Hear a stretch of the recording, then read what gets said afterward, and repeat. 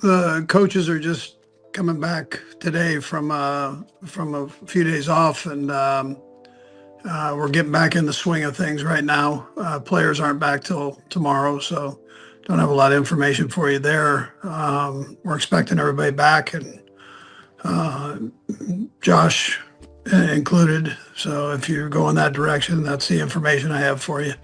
And then I presume they've got some workouts in, and they're off time, and we'll come back ready to go. So with that, time's yours. We'll go first to Pete Sweeney. Go ahead, Pete. Yeah, Coach, you kind of alluded to it with Josh. What's the reintegration plan with him? You sense that Sure. he'll be able to just get right back to the start? Yeah, I think, Pete, what we'll do is just see where we're at here. And, we know we've got a good player in there now, and we know what Josh is capable of and all that. So we'll just see where we're at when they get back. We'll go next to Jesse Newell. Jesse? Hey, Kelce, I have a follow-up too.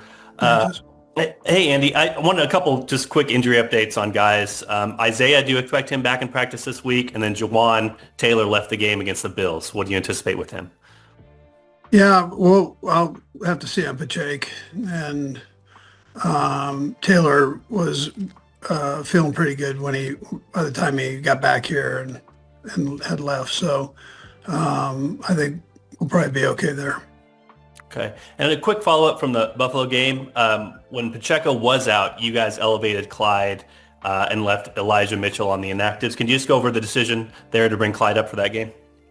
Yeah, so we really like Elijah, obviously, or he wouldn't be here, but I think that makes a big statement there. But Clyde is, he knows all the protections, he knows all that.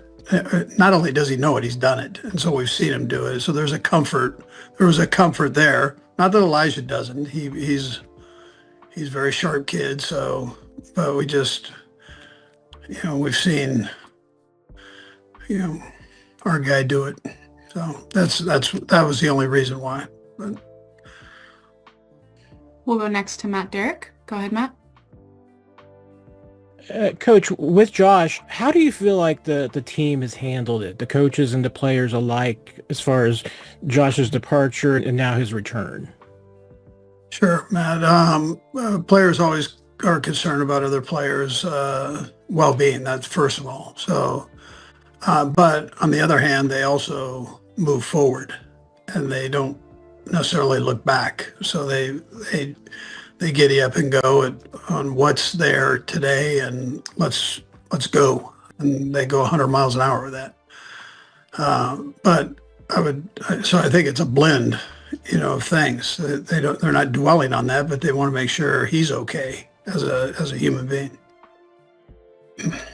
And coupled with that a little bit is, what was the kind of the process for Josh coming back last week? Was there anything, maybe differently that you did or the team did, players and coaches, to kind of get him back into the building and welcome him back?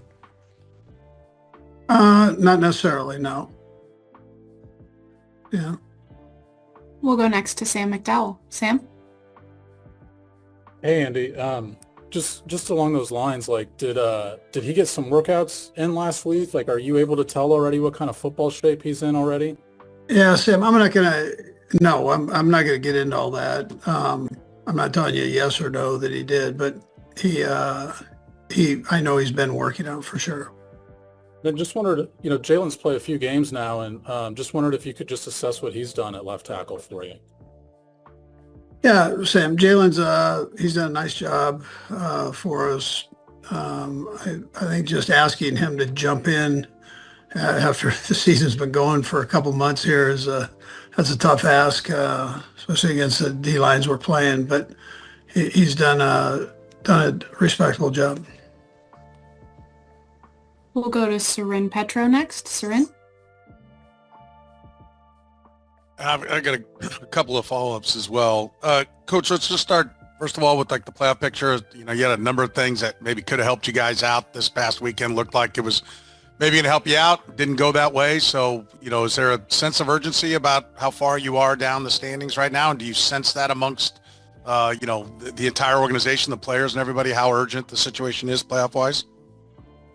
Yeah, sir. And I mean, in this league, I mean, every game's important. And so you've got to stay focused on that. And, it doesn't matter what you project or what's happened before. You learn from your past and take care of what's going on today. We'll get the players back tomorrow, and then we're all in on Denver. So that's kind of where we're at.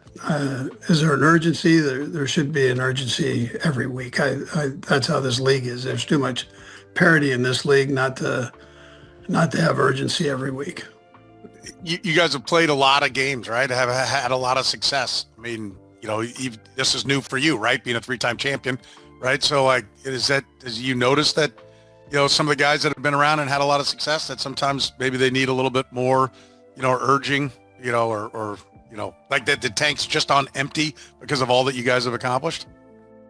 Yeah, that's not how I feel. I feel like the guys have got good energy, and we just need to clean a couple things up, and we'll be okay there.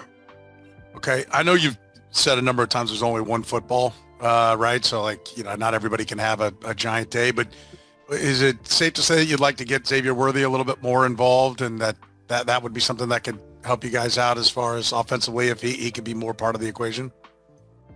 Well, we try to get them all involved the best we can. Some games you're just going to have that where, they're taking somebody away, and that's how it goes. That's happened. How the coverage goes. That's how the play call goes. So on.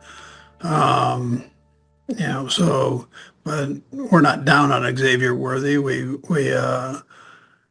know he's a good player, and we like to get the ball in the good players' hands. The best way we can.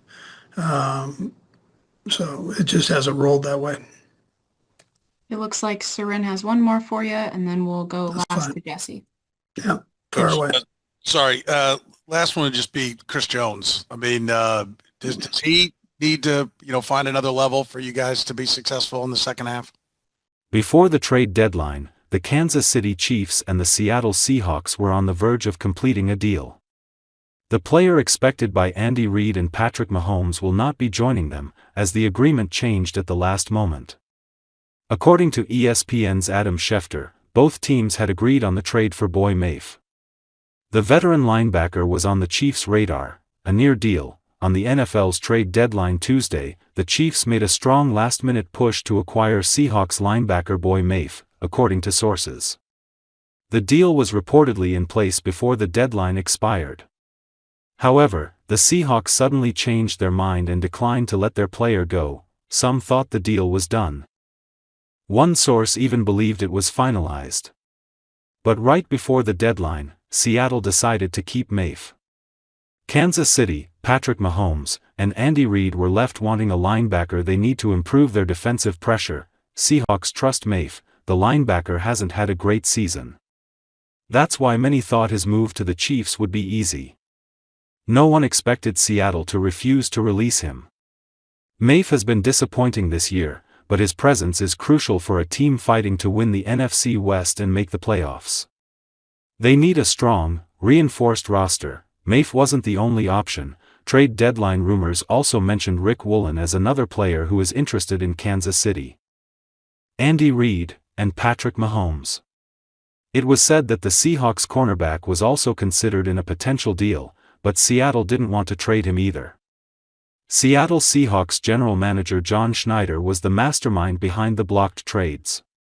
Since the team is in playoff contention, selling players at this point would have been a poor decision. In addition to holding on to key players, John Schneider understood that the real urgency was to strengthen the roster. That's why he acquired Rashid Shaheed in a trade with the New Orleans Saints. The accolades for Travis and Jason Kelce continue to come in.